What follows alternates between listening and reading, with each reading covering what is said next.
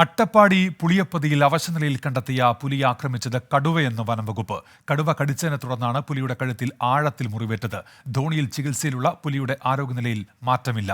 നിഖിൽ പ്രമേഷ് പാലക്കാട് നിന്ന്. നിഖിൽ, എന്തൊക്കെയാണ് വിവരങ്ങൾ? ഉന്മേഷ്, ഒരാഴ്ച മുൻപാണ് അട്ടപ്പാടി പുളിയപ്പതിയിൽ അവശനിലയിൽ ഒരു പുലിയെ കണ്ടെത്തുന്നത്.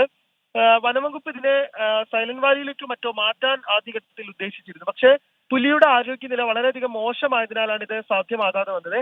ഈ പുലിക്ക് വനത്തിൽ വെച്ച് തന്നെ വന്യമൃഗങ്ങളുമായുള്ള ആക്രമണത്തിൽ പരിക്കേറ്റിരുന്നു എന്ന് അന്ന് തന്നെ വനംവകുപ്പ് വിലയിരുത്തിയിരുന്നു. പിന്നീടാണ് ഇത് കടുവയുടെ ആക്രമണം മൂലമാണ് എന്ന് ഇപ്പോൾ തിരിച്ചറിയുന്നത്.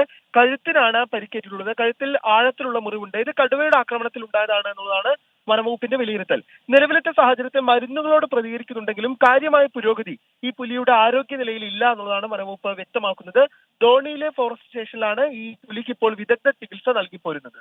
നിഖിൽ പ്രമേഷാണ് വിവരങ്ങൾ നൽകിയത് പാലക്കാട് നിന്ന്.